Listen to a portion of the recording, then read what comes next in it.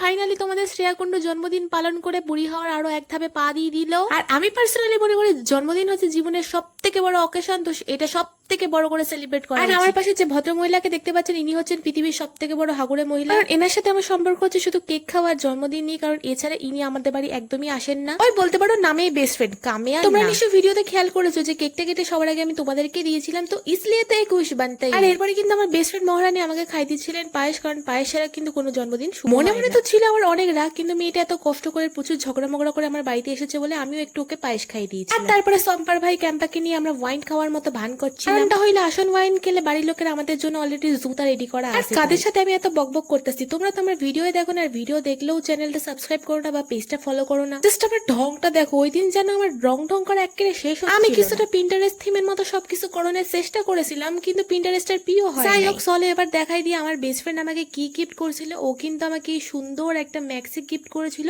আর তার সাথে এই ডেয়ারি মিল্ক ক্যাপ। আচ্ছা জন্মদিন বইলা কথা, বাপ মায়ের সাথে একটু কাউতালি করলে না হয়? তো আমিও লাইকে পড়ছিলাম ওদের লোকে কাউতালি করতে, আর এখানে আমি বলছিলাম যে আমার বাবা কেন দেরি করে বাড়ি এসেছে, তা আমার জন্মদিনের মতো একটা দিন। আচ্ছা রাতের মেনু তো ছিল কিন্তু এই এগ চিকেন ফ্রাইড রাইস, আর তার সাথে মায়ের হাতের স্পেশাল চিকেন। যাই হোক, তো গেলা কোটা শেষে আমরা দুই কাজের মাসি চলে এসেছি তোমাদেরকে বাই বাই করতে। দেখা হচ্ছে আমার বার্থডে নেক্সট ভিডিওতে, ততক্ষণ পর্যন্ত টাটা সবাইকে।